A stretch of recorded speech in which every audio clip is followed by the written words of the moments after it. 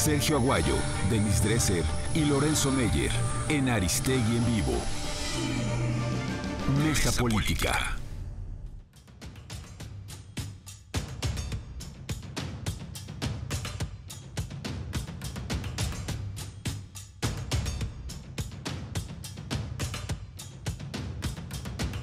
En el estudio de este espacio de noticias a Denise Dresser. Denise, bienvenida, buenos días. Gracias Hola, por estar buenos aquí. días. Gracias por estar aquí. Sergio Aguayo, gracias por estar en este enlace. Buenos días, Sergio. Doctor, buenos días. Buenos días, Carmen. Buenos días, doctor Lorenzo Meyer. Muchísimas gracias, como siempre, por estar aquí este lunes. Bienvenido y buenos días. Buen día, Carmen. Buenos días a los tres. Bueno, tenemos muchos temas aquí, pero les propongo retomar uno de los asuntos, que la semana pasada impactaron más, me parece, el debate político, la discusión, el qué está sucediendo aquí con el tema de las elecciones en México en este 2018, la resolución del Tribunal Electoral en México respecto a las candidaturas independientes ha generado enormes preocupaciones por la forma, por la manera, por lo que ocurrió después de que tomaron la decisión, que se sometieron a una suerte de conferencia de prensa para explicar lo que no pudieron explicar y aquello se agravó más. Y tenemos hoy un problema muy serio porque quedó una duda muy severa respecto al comportamiento de la última instancia, de la última palabra en un proceso electoral como es este tribunal. Denise, te propongo iniciar con este tema que desde luego pues tiene muchos componentes, pero el principal me parece es cómo queda ante la sociedad mexicana un tribunal que avaló la incorporación de Jaime Rodríguez Calderón en la boleta para la candidatura presidencial desde la figura independiente, con todo lo que se ha visto. ¿Cómo queda el Tribunal Electoral desacreditado, deslegitimado, con una imparcialidad cuestionada? Queda una autoridad electoral que tendrá que probablemente tener la última palabra en las elecciones de este año, pero ya con una autoridad muy cuestionable, porque con lo que ha ocurrido y lo que nos hemos enterado después de la decisión, en términos de las presiones, las llamadas, las reuniones que tuvieron los 4 magistrados que votaron a favor de incorporar al Bronco a la boleta. Portada de proceso, ¿no? No, manipulados, al parecer, desde Presidencia, la Suprema Corte involucrada, la Secretaría de Gobernación involucrada, con estos 4 magistrados, 3 de los cuales fueron beneficiarios de esa reforma patito que extendió sus periodos en una decisión muy cuestionable y que parecería que ahora ellos están recompensando al PRI por las posiciones privilegiadas que les dio. Y lo que ha logrado también la decisión del tribunal es darle la razón a Andrés Manuel López Obrador cuando decía al diablo con sus instituciones, porque ¿qué ha hecho el PRI con esto? Demostrar que quien manda en realidad al diablo a las instituciones es el PRI. Al corroer, al corromper a la institucionalidad que debería ser imparcial.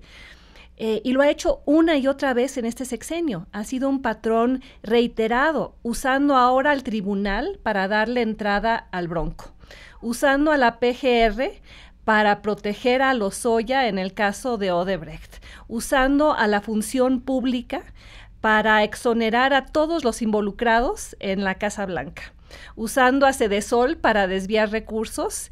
Y por cierto, Rosario Robles ya fue exonerada también por la propia Secretaría de la Función Pública, usando a la Secretaría de Hacienda para premiar a enemigos y premiar amigos y castigar a enemigos, como lo acaba de hacer en el caso de Chihuahua, lo cual motivó ayer la acción de Javier Corral en Chihuahua, denunciando a la presidencia de Enrique Peña Nieto por no cumplir con el compromiso de ir tras César Duarte y por no entregarle los recursos al Estado y por además arrebatarle al preso que tenían en Chihuahua, cambiarlo al fuero federal, Alejandro Gutiérrez, para que deje de hablar e involucrar a priistas prominentes en los desvíos que provinieron desde la Secretaría de Hacienda para Chihuahua.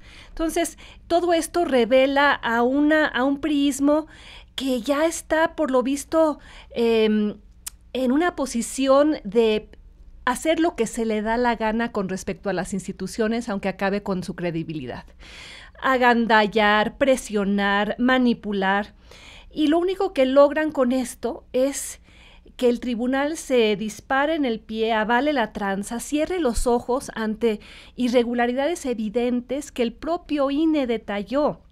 En el caso del Bronco, 58% firmas apócrifas, 810,995 firmas no encontradas en la lista nominal, 158,532 simulaciones de firmas y 17.3 millones de pesos de financiamiento sospechoso. Y podría seguirle, la lista es mucho más larga.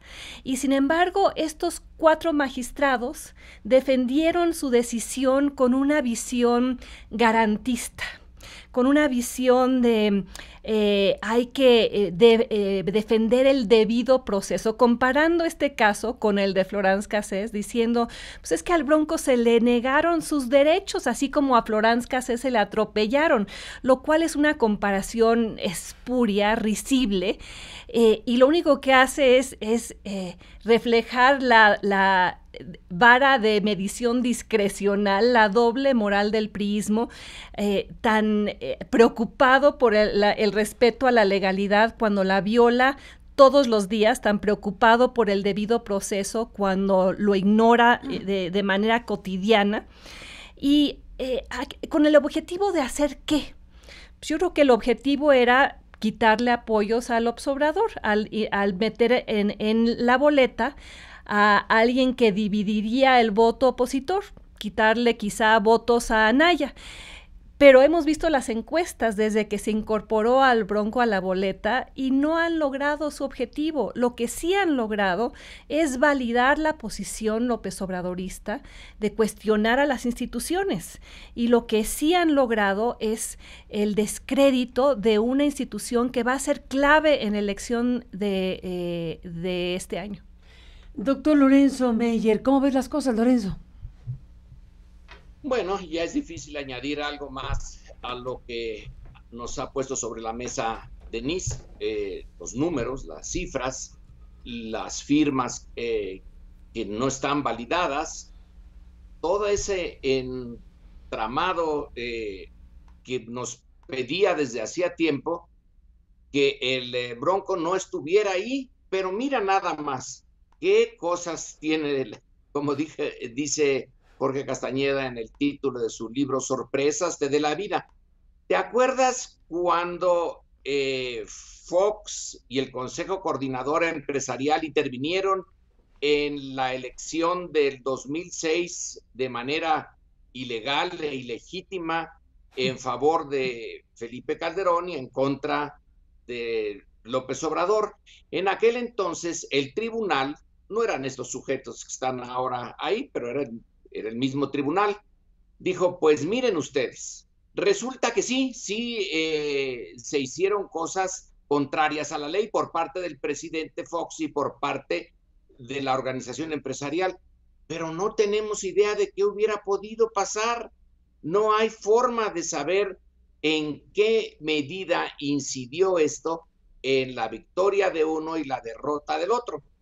Y ahora nos dicen, bueno, es que el Bronco no consiguió todo lo que las firmas que necesitaba, pero pudo haberlas conseguido. Si le hubieran dado un poco más de tiempo, las hubiera conseguido, y por lo tanto nosotros, el tribunal, en un gesto de absoluta justicia, decimos, si no tuvo todos los requisitos es porque no se le dio tiempo, porque aunque tuvo 11 audiencias, no tuvo suficiente tiempo para defender todas sus firmas, y si le hubieran dado ese tiempo, hubiera llegado a tener el número necesario de firmas válidas. Así que el tribunal, cuando tuvo que enfrentarse a las ilegalidades de Fox y del Consejo Coordinador Empresarial, dijo, bueno, pues mi posición es que no sabemos qué pudo haber pasado. Aquí también estaba eso. no sabían qué pudo haber pasado si hubiera tenido más audiencia, si le hubieran dado más tiempo. Ya teníamos el conocimiento del montón de miles de firmas que no estaban validadas o que simplemente no existieron. Pero aquí sí se les dio al Bronco esa posibilidad que no se quiso aceptar en el 2006. Y el otro punto que me parece también que debemos de tenerlo en cuenta es el cálculo que hace el portal de noticias, sin embargo. Toma todos los prestaciones y el costo que tiene para el erario mexicano estos 7 magistrados y hace el cálculo en función de los años que ya han tenido y los que van a tener todavía más en este estupendo puesto administrativo, burocrático, y dice, tengo la impresión de que estos señores y 2 señoras le van a costar al país, cuando ya todos hayan terminado sus periodos, 271 creo que era 271 millones de pesos por 7 funcionarios. Vaya que si están bien pagados, son estupendamente pagados, reciben más sueldo que el presidente de la República y salen con este tipo de resolución que dice Denise, y comparto su el cálculo que hace. ¿Para qué lo quieren al Bronco allí? Ni modo que para ganar la presidencia. Está más o menos como Cuadri en el pasado, cuando también entró ahí como candidato presidencial apoyado por el Ballester Gordillo, pues no para ganar nada, pero sí para desmenuzar los votos.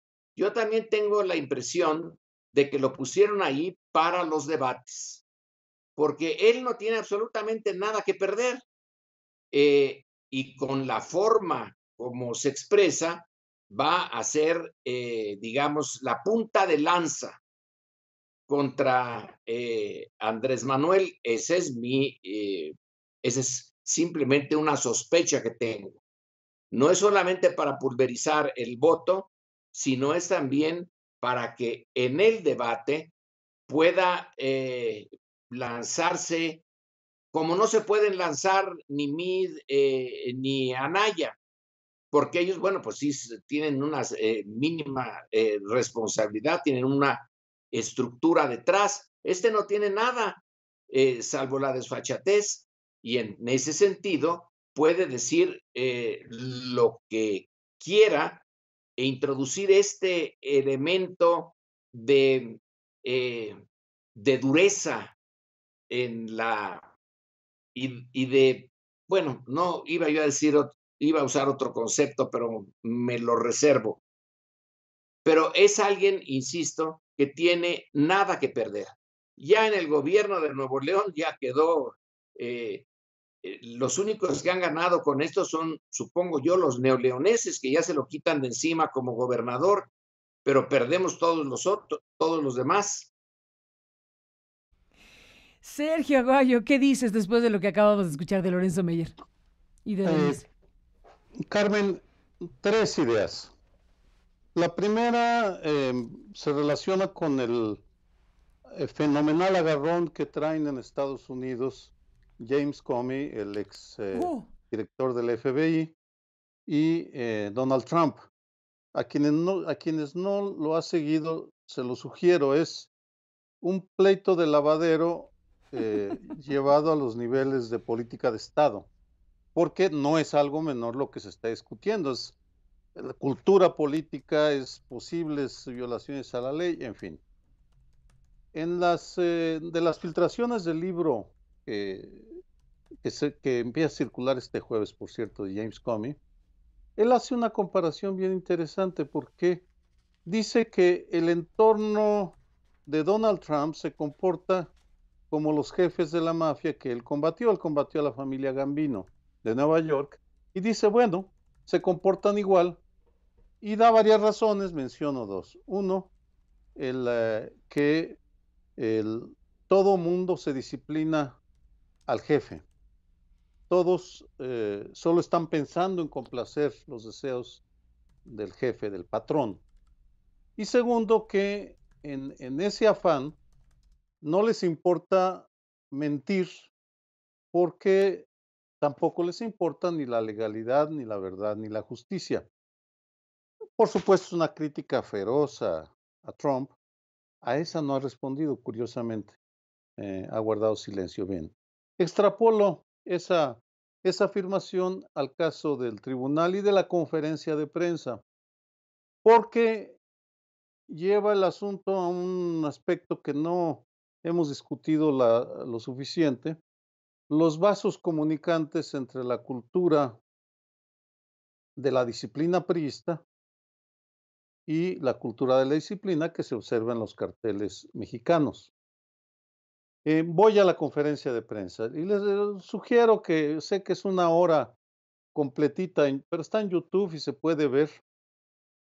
Hay dos aspectos que quisiera subrayar para luego completar con otra información. Primero, la presidenta del tribunal, Yanine Otalora, ella votó en contra, por cierto, pero solo habló 30 segundos y luego pasó la, el uso de la palabra, la conducción de la reunión al magistrado Felipe Fuentes, que de hecho se convirtió en el presidente del tribunal en ese caso porque dio la palabra, hizo que los únicos dos de sus colegas que hablaron, les daba la palabra, respondía, refutaba, se comportó como el patrón al interior del tribunal.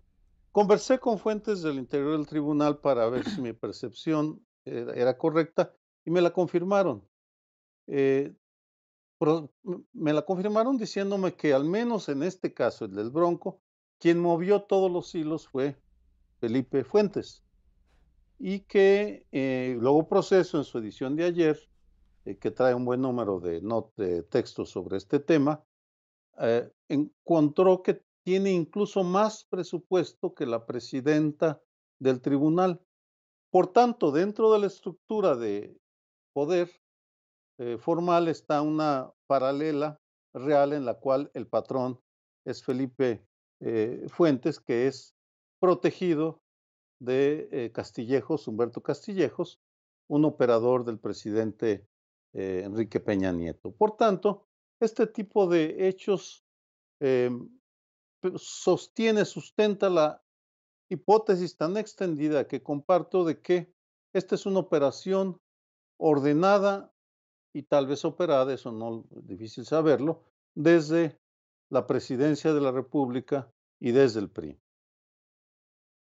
Paso a lo segundo, al último punto. ¿Qué hacer? Bueno, la última semana, desde el jueves de la semana, desde el martes de la semana pasada, ya llevamos una semana, no cesa la indignación por todos lados y todos bordamos en una u otra la misma información. Bueno, en fin, hay más información, sigue saliendo constantemente, pero me parece que es el momento para que una de nuestras escuelas de derecho, no sé, estoy en la Ciudad de México, la Instituto de Investigaciones Jurídicas de la UNAM, la Iberoamericana o el ITAM, convoquen a una comisión de juristas nacionales e internacionales para que hagan una evaluación jurídica de esa argumentación que, al igual que a Denise, me parece grotesca. ¿Cómo van a suponer que eh, el Bronco hubiera obtenido las 16,000 firmas que le faltaban? Es como si en un examen de grado, de doctorado, le diéramos el aprobado a un estudiante al que le falta el marco teórico, porque suponemos que de haber tenido el tiempo lo hubiera hecho. Es terrible, pero el Bronco no cumplió con la ley, punto. No reunió las firmas y cometió una serie de irregularidades, pero para no salirme de la lógica de los magistrados, que era solo el tema de las firmas, pues no cumplió con esas firmas. En consecuencia, estamos ante una gravísima responsabilidad y omisión. Suponiendo que existe esta comisión de juristas que en un mes hace este estudio, un mes y medio, sería ideal para poderlo entregar a los observadores internacionales que el gobierno está invitando, para que tengan en cuenta qué es lo que está pasando con el máximo tribunal. Y en caso de que se sustente, me parece que este hipotético, esta hipotética comisión de juristas confirme que no hay razón jurídica que sustente la afirmación o la decisión de los 4 magistrados. Ahora hago una postdata, pues se justificaría entonces una petición formal de algunos de los partidos o actores de juicio político al Tribunal Electoral, porque me parece que no podemos tolerar esto. Creo que hay tiempo para estas sugerencias, que por cierto ya las han mencionado René Delgado, Jorge Alcocer, entre otros, digamos, hay la búsqueda del qué hacer. Una acotación. La presidenta Yanín Otalora ha salido indignada a protestar contra la decisión del Bronco, pero revisé las votaciones sobre los temas más polémicos y 6 de 7 han votado a favor del PRI sistemática y consistentemente. Qué bueno que ya hubo una conversión de la presidenta Otalora, pero hasta ahora, hasta esta votación, era una firme aliada del Partido Revolucionario Institucional o de decisiones que favorecían al PRI. En fin, estos son mis comentarios. Carmen. Te los aprecio mucho, igual que a Denise y a Lorenzo. Te escucho, Sergio, plantear esta idea de una comisión de juristas que permita tener una mirada especializada respecto a lo que pasó.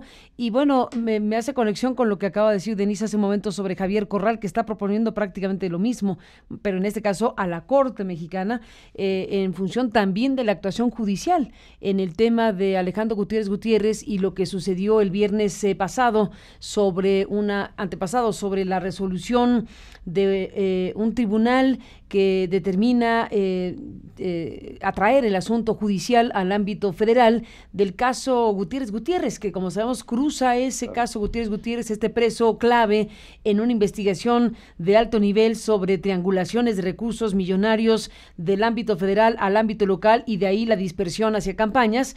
Bueno, de lo que estamos hablando aquí es una cosa muy seria. Lo que ocurrió para quitarle, digámoslo, esa competencia local al tema Gutiérrez es gravísimo. Incluir también lo que pasó con el caso Miroslava Bridge, que también lo atrae la PGR, y veremos qué pasa con eso en el caso del asesinato de la periodista. Pero aquí hay una confrontación, así como hay una confrontación, bueno, aquí hay una confrontación muy seria entre el gobierno de Chihuahua y el gobierno de Enrique Peña Nieto. Vuelve al tema de la forma en que vuelve Javier Corral por estas resoluciones judiciales.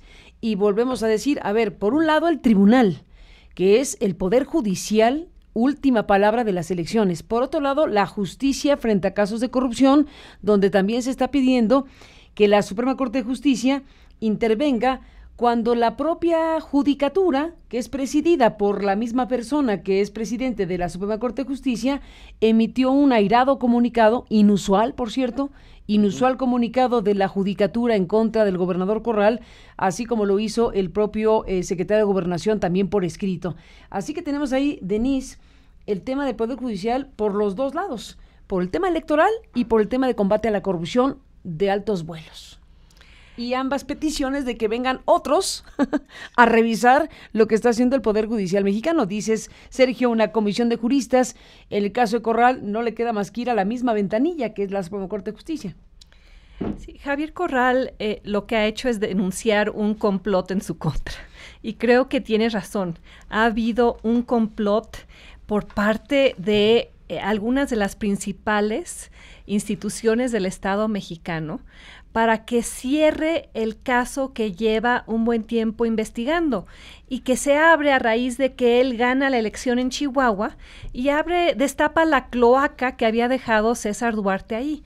Y alguien que fue un operador dentro de la cloaca, que es Alejandro Gutiérrez Gutiérrez, en las investigaciones que hace la propia Fiscalía de Chihuahua, una fiscalía autónoma, descubren que Alejandro Gutiérrez tenía información sobre involucrados en el desvío de fondos a Chihuahua por parte de la Secretaría de Hacienda y priistas como Manlio Fabio Beltrones.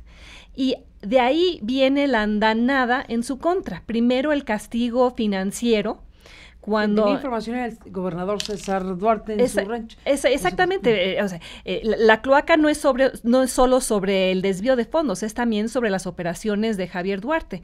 Y hemos visto cómo Javier Corral ha ido apropiándose o regresando al Estado todos los ranchos, las reses, la riqueza escondida de un Duarte ahora prófugo en Estados Unidos.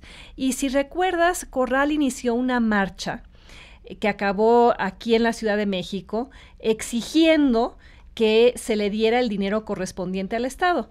Se llegó a un acuerdo con la Secretaría de Gobernación y hubo quienes pensaron en ese momento, ya tiró la toalla, aceptó el dinero, ahora se va a callar. Pues resulta ser que no fue así. El gobierno ni acabó entregándole los recursos, la totalidad de los recursos, y no cumplió con el compromiso de solicitar la extradición de Javier Duarte. Y no solo eso, ha ido más allá al tratar de arrebatarle a Corral o a Chihuahua la jurisdicción sobre el preso Alejandro Gutiérrez Gutiérrez, transferirlo al fuero federal con la clara intención de que desaparezca, que se calle, que no vuelva a hablar sobre las triangulaciones ni las operaciones oscuras de Duarte y otros priistas prominentes involucrados en el caso.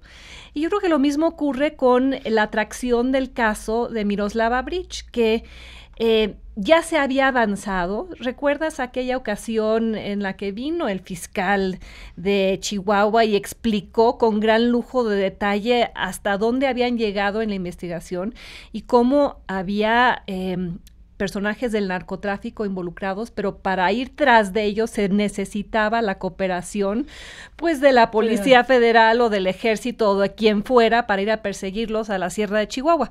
Pues el gobierno federal negó esa colaboración y por eso el caso se estancó y ahora lo quieren atraer cuando en México pues creo que no ha habido un solo caso de resolución de agresión o violencia o asesinato a un periodista que haya sido resuelto desde el fuero federal.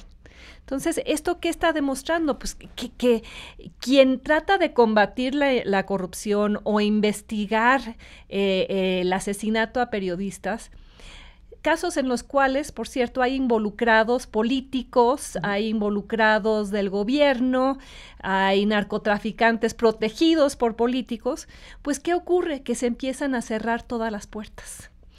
A Corral le dan portazos en el Consejo de la Judicatura y ahora apela a la Suprema Corte y creo que no le va a ser fácil porque el Poder Judicial en México se protege a sí mismo.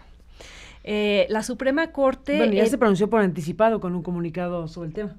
Exactamente, los jueces se cuidan los unos a los otros porque temen que si abren la puerta a una investigación en el ámbito local y se remueva a jueces corrompidos o señalados en el ámbito estatal, pues que eso podría pasarles a ellos. Entonces hay una disciplina dentro del Poder Judicial que no abona en favor del combate a la corrupción ni en favor de la transparencia. Y lo que dice Corral en términos de apelar a instancias internacionales, pues es en consonancia con lo que está pidiendo, por ejemplo, un grupo nutrido de la sociedad civil que los candidatos a la presidencia asuman ese compromiso de pedir asistencia internacional para el combate a la corrupción y la justicia transicional. Como recordarás, Diego Luna y otro grupo de personas la semana pasada hicimos un video y se irán a presentar al INE las propuestas de preguntas a los candidatos en el debate que incluyen el pedir asistencia internacional para el combate a la corrupción y la justicia transicional, porque lo que está quedando claro es que no podemos confiar en que el Estado mexicano se investigue a sí mismo. Gane quien gane, las instituciones no están preparadas para auscultarse a sí mismas ni para sancionar a quienes cometen irregularidades dentro del propio Poder Judicial. Pues ahí está el debate, por cierto, Lorenzo, el debate que viene ya se anuncia que será un debate diferente, que será un debate con una dinámica diferente y bueno, pues habrá 5 debatientes, 3 moderadores, va a ser bastante amplio el asunto. Lorenzo, ¿cómo te lo imaginas? Me lo imagino, tienes razón, como algo diferente a lo que hemos tenido hasta ahora, que en más de un sentido la influencia de los debates a la norteamericana tiene que dejarse sentir aquí. Los primeros debates fueron francamente acartonados. Y bueno, algo sirvieron, no hay duda. Es mejor que se tengan esos debates a que no se tenga nada, pero no estaban a la altura de lo que se deseaba. Ahora, con nuevas reglas, puede ser que salgan más ágiles. La pregunta sería si el grueso de los mexicanos los va a ver, si hay el interés ciudadano de meterse en este mundo ya muy que requiere un compromiso de cada uno de los ciudadanos, de informarse, de interesarse, de ser más partícipe. Tengo mis dudas, ojalá no sea el caso y el debate por primera vez entre a formar parte en verdad de las reglas democráticas, en donde lo que se quiere desde el principio de la democracia es que cada uno de los que participe con su voto esté informado, lo mejor informado que se pueda, para que a la hora de dar su voto, tenga detrás un razonamiento. En México, en varias áreas de nuestra vida social, detrás del voto está simplemente la compra del voto, que por cierto, ya se está haciendo, ya estamos presenciando los primeros brotes anticipados de compras de votos aquí en el Distrito Federal o Ciudad de México y en otras partes. Pero el debate tiene también que es inevitable. Quien va como puntero es el que va a concitar el grueso de los ataques. Yo tengo mis dudas sobre los que van a ser los moderadores. Yo no he visto los debates a fondo en Europa, en España, por ejemplo, los he visto en los Estados Unidos. Y bueno, ahí el moderador básicamente lo ha logrado, ser moderado y no tomar partido. Pero aquí algunos de los moderadores ya han tomado partido desde hace mucho tiempo. Ya han puesto sus puntos de vista sobre los candidatos, sobre la naturaleza de la elección. Y entonces, pues, me estoy preguntando cómo va a ser. Realmente lo digo en verdad. No sé cómo se vayan a aportar. Es un salto, va a ser un salto cualitativo el que vamos a tener en materia de debate y en materia de democracia, pero es necesario. No hay un debate todavía satisfactorio en la historia reciente de México, porque los debates son recientes. Antes no había ningún debate, antes no se cuestionaba, bueno, porque las elecciones no tenían contenido.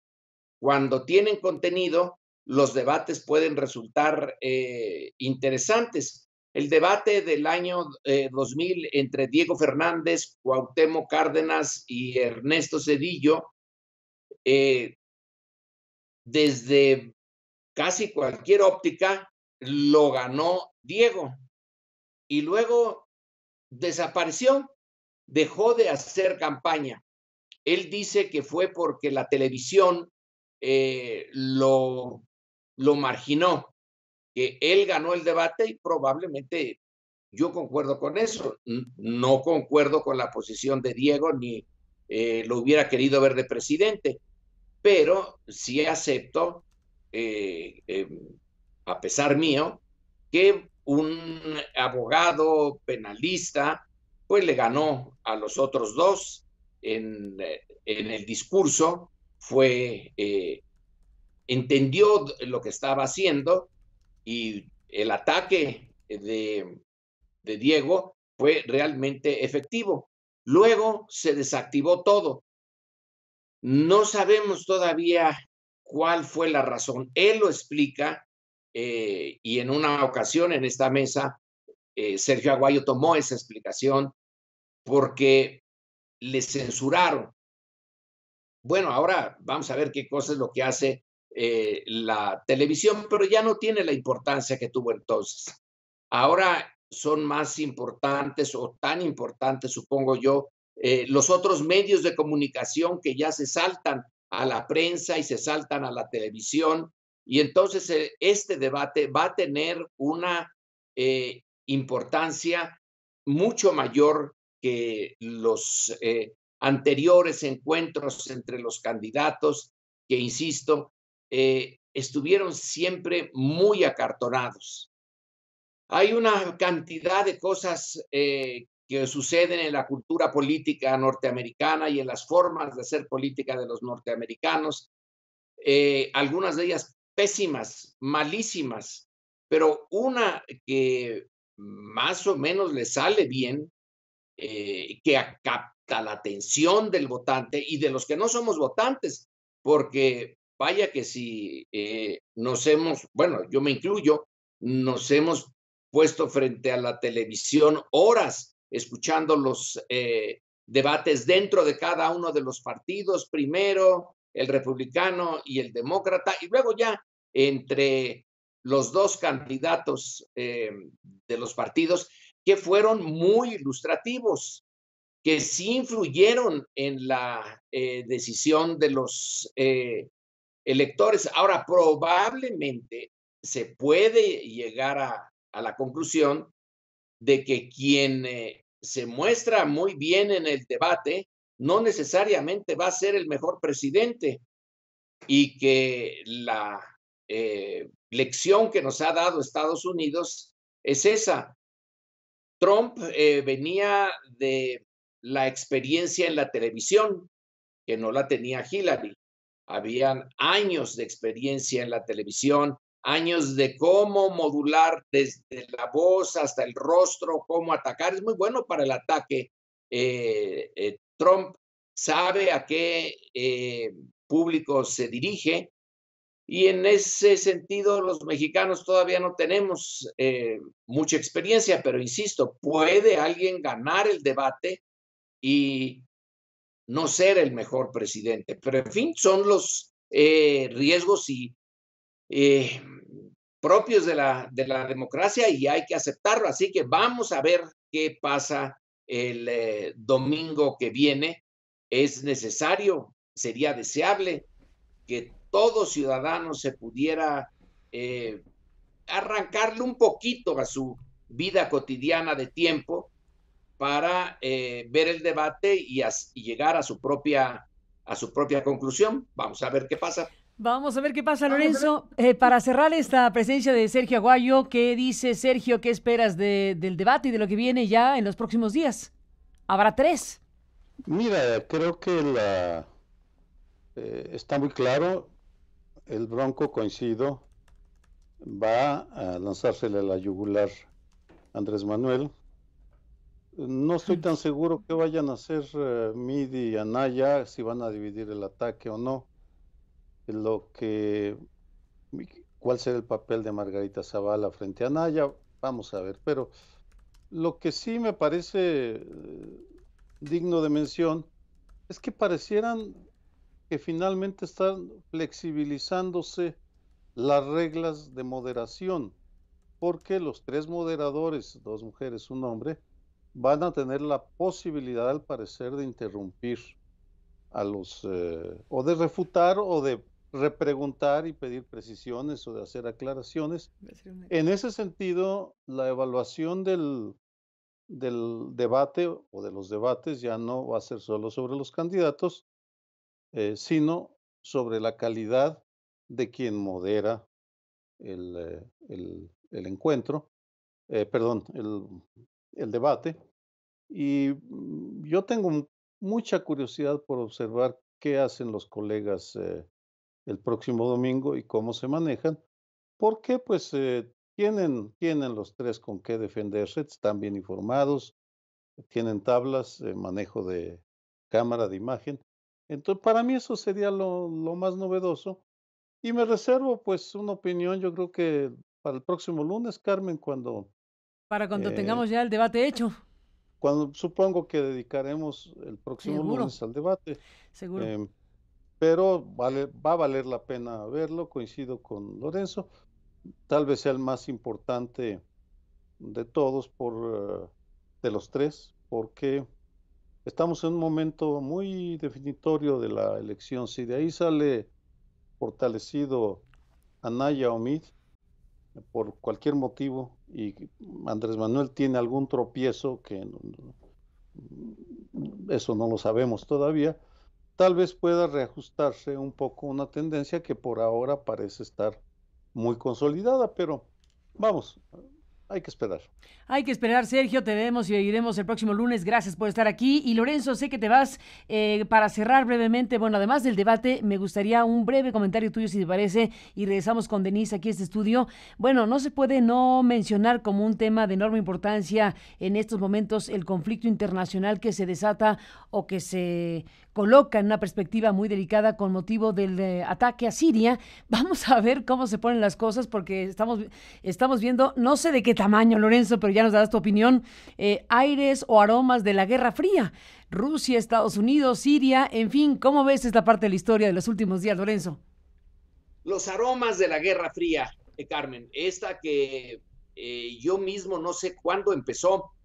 A veces me da la impresión de que la Guerra Fría se desató antes de que terminara la Guerra Caliente, la Segunda Guerra Mundial, que ya por 1944 ya estaba más o menos cantado que en particular Churchill iría viendo como segundo enemigo o nuevo enemigo a los soviéticos, no tanto Roosevelt. Luego muere Roosevelt y sí, ya se desata, entonces ya para 1947 está la Guerra Fría. Pero la Guerra Fría tiene detrás de sí el tema de la posibilidad de un enfrentamiento directo entre las dos potencias. No creo que ahora, con estos bombardeos de alrededor de 100 misiles que lanzaron los norteamericanos, franceses e ingleses, contra blancos muy específicos, en donde yo me lo imaginaba, pero luego queda claro, no había ya nadie, se habían ido los ocupantes de esos edificios. Yo no sé para qué lanzaron 100 cohetes sobre los mismos blancos, era probablemente suficiente con la mitad o un tercio, pero en fin, se lanzaron todo lo que se lanzaron allí, no tocaron a las tropas de Assad, unas de ellas se refugiaron en las zonas donde están las tropas rusas y a esas sí no les tocó ningún cohete. O sea, se hizo un intento más simbólico que real. Por lo tanto, la Guerra Fría en sus partes más duras fue muy real, se dieron hasta con todo lo posible entre los aliados de las dos potencias o una potencia con algunos de los aliados de la otra La guerra de Corea fue el caso más llamativo, pero bueno, están las guerras en el África, está la guerra de Vietnam.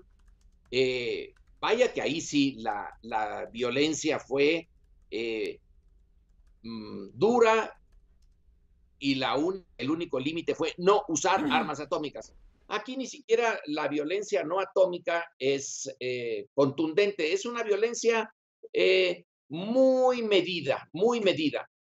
Y entonces yo no le pondría, aunque acepto que el propio ministro de Relaciones Exteriores soviético compara esto con los peores momentos de la Guerra Fría, yo no lo veo así. Claro que es un conflicto entre potencias en teatros secundarios, como fue el caso de la Guerra Fría. Insisto, África, Vietnam, Corea, etcétera, fueron los teatros más dramáticos de la Guerra Fría. Aquí es el Medio Oriente, por pobres, pero el destino los alcanzó y el Medio Oriente se hizo el escenario casi natural ahora para el choque entre las potencias. Pero son, de nueva cuenta, quien paga el pato son poblaciones y ejércitos que no son directamente de las grandes potencias. Entonces están mandando mensajes a través de Siria. La importancia de todo esto es simbólica. Ya no hay lo que se creyó en algún tiempo que era posible, un entendimiento mejor entre Putin y Trump, entre Estados Unidos y Rusia. Ya se han distanciado con esto, pero no sé cuánto se mantenga esa distancia. Y el resto del mundo estamos ahí viendo.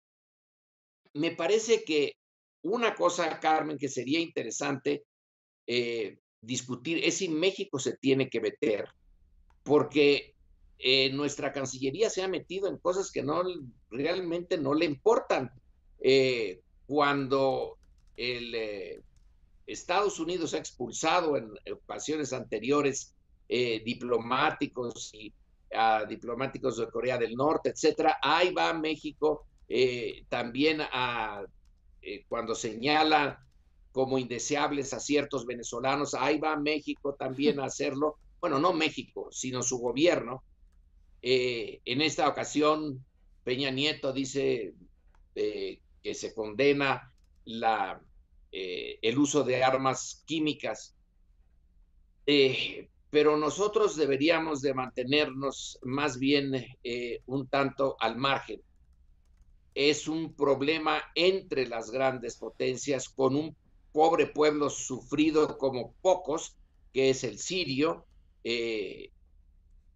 Meternos allí no nos conviene. Espero que sigamos en este caso un tanto al margen, pero ya como individuos, el punto es que supongamos que sí se usaron las armas químicas, que es una brutalidad, pero se han matado muchísimo más con las armas convencionales.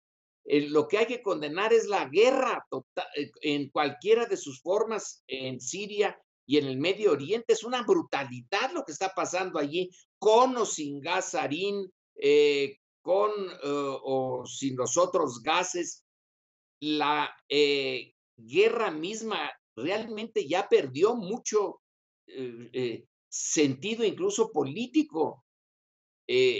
Como ciudadanos del mundo, sí tenemos derecho completito a condenar todo lo que está pasando en el Medio Oriente y en particular en el caso de Siria, y a todas las potencias, no nada más a los rusos. El papel de Estados Unidos, de Francia, de Inglaterra también es deplorable aquí. Todo el Medio Oriente se convirtió en un polvorín desde que Bush se metió en Irak bajo una falsa premisa.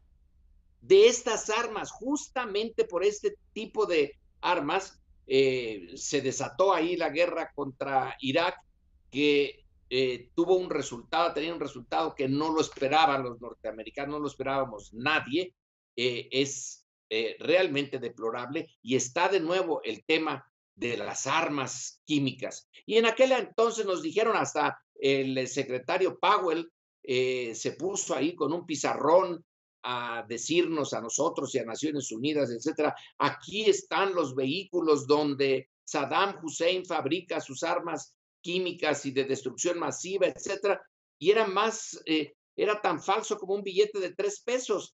No había nada de eso. Entonces, ahora volvemos en cierto sentido al mismo tema de los ataques del gobierno de Assad contra sus propios ciudadanos con armas químicas, que probablemente los hizo, no dudo, pero no está aprobado todavía. Y estamos siendo testigos de un episodio en la historia del siglo XXI del que nadie puede sentirse orgulloso. Más ni menos. Lorenzo Meyer, un abrazo, muchísimas gracias como siempre por estar aquí. Hasta luego, Carmen. Gracias, Lorenzo. Saludos, gracias, Sergio.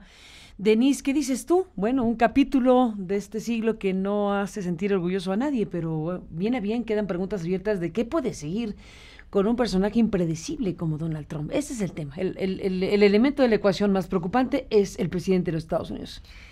Y de Putin, que viene bien, está cauteloso, pero ya lanzó el mensaje de que habrá consecuencias. Ve tú a saber qué puede pasar.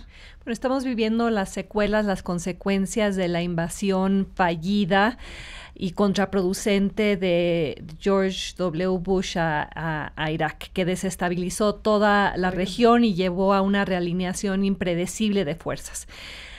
Hay un consenso internacional de que era necesario frenar a Assad por el uso de armas químicas contra su propia población, y por eso vimos a Francia e Inglaterra sumándose al bombardeo.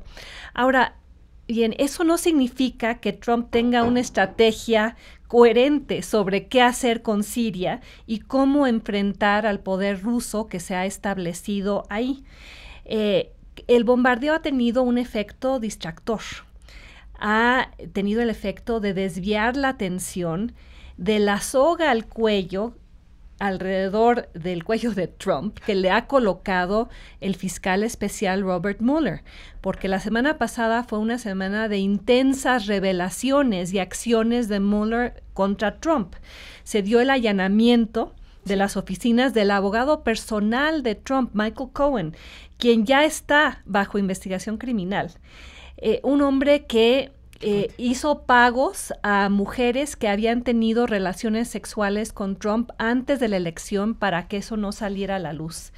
Y más allá de eso, ahora se le está acusando de ser parte de la colusión con los rusos. Se le está acusando, y al parecer Mueller ya tiene la documentación que lo constata, de haber viajado a la República Checa en el verano de la elección para reunirse con operativos rusos con la intención de tapar vía pagos en efectivo a hackeadores contratados específicamente para hackear las cuentas de la campaña de Hillary Clinton y revelarlas como lo hicieron meses antes de la elección, con un daño muy importante a la credibilidad de su campaña. Al parecer, Mueller está preparando ya un dossier, un documento en el cual detalla la colusión, pero más importante, detalla la obstaculización de la justicia por parte de Donald Trump o de personas muy allegadas a él. Mi predicción, y nos vamos a cenar si la pierdo, es que si el Partido Demócrata gana la Cámara de Representantes en la elección intermedia de noviembre del 2018, Trump será destituido, será impeached en... Si ganan el Partido Demócrata la mayoría en la Cámara de Representantes, que se ve... Y si no, a lo mejor también, porque los republicanos dirán, ya habremos ganado la elección. Es que los republicanos han claudicado, han guardado silencio, le están administrando el tema, tapado las espaldas, porque pues quieren quedarse en el poder y además quieren que él siga promoviendo su agenda. La agenda de desmantelar el Obamacare, la agenda de militarizar la frontera, más importante aún, la agenda de mantener o nombrar, si es que se muere Ruth Bader Ginsburg o alguno de los ya muy grandes en la Suprema Corte, de asegurar una mayoría conservadora en la Corte y seguir recortando impuestos. Entonces los republicanos se han vuelto la tapadera de Donald Trump y seguirán siendo esa tapadera, al menos hasta que el Partido Demócrata recupere la mayoría en la Cámara de Representantes, porque solo así se obtendrían los votos suficientes para lograr el impeachment de Trump. O sea, Mueller va a presentar un documento que seguramente va a ser devastador. No quiero imaginar. Porque además es un hombre que tiene una reputación impecable, que está ha contratado a los mejores fiscales en todos los terrenos para armar el caso contra Trump. Y Trump, como ya está quedando claro, pues es quizá ha sido uno de los empresarios más corruptos y mafiosos en la historia de Estados Unidos. El libro de James Comey, el exdirector del FBI, ¿qué dice? Que este hombre, Trump, lo equipara, lo compara con los miembros de la mafia, con los bosses de la mafia. Durísimo el exdirector del FBI. Dice que es un hombre mentiroso, con poca ética, que está dispuesto a pisotear la institucionalidad y la legalidad. El libro sale a la venta creo que el martes, pero ya han salido las principales revelaciones que contiene. Entonces la información que salga... Esto de que está moralmente incapacitado, es una frase tremenda. Exacto. Ahora de que dice que sabe que los rusos tienen información sobre Trump. Que tienen información con la cual lo han chantajeado, aquello que se llamaba los Golden Showers, esa famosa reunión, no sé si llamarle reunión, pero lo que detalló el ex espía de M6, el espía contratado por los demócratas, Christopher Steele, que detalló en el dossier aquel famoso, que en una reunión en el Ritz-Carlton en Moscú, Trump había pedido que prostitutas se orinaran encima de él en la cama en la cual habían dormido Barack Obama y Michelle Obama. Y que esa información y otra información que seguramente tiene que ver con negocios turbios que involucran a oligarcas rusos, es la que han usado los rusos precisamente para tener a un Trump que permite que Putin haga lo que quiera, por eso es tan importante lo de Siria, que atacó Trump, y es una agresión a Rusia. Sí, por eso aquí hay una cosa pero es una agresión mezclada. Pero es una agresión muy contenida. Es una agresión a solo 3 sitios. Es una agresión a la cual parecería que a los sirios se les avisó para que sacaran a sus tropas, o a los rusos se les avisó para que sacaran a sus tropas de ahí. Me parece más que nada un distractor, una cortina de humo que Trump está tratando de poner ante las acusaciones de colusión con Rusia a múltiples niveles en términos de negocios y relaciones políticas que trascienden, por ejemplo, a la postura del Partido Republicano con respecto a Ucrania y otras zonas de influencia de los rusos en el mundo. Yo creo que Trump va a ser destituido.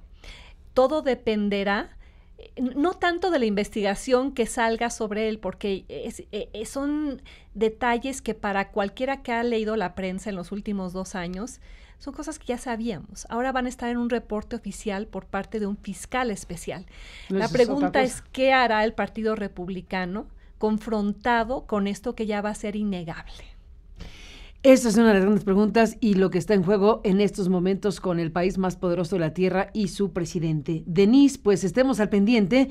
Vienen muchos asuntos en estos próximos días. Seguiremos en contacto como siempre. Gracias. Y tu presencia aquí, como siempre, agradecemos muchísimo. Gracias y hasta la próxima. Buen día. Buen día, Denise Dresser, esta mañana. Gracias, Lorenzo. Gracias, Sergio. Gracias, Denise. Volvemos.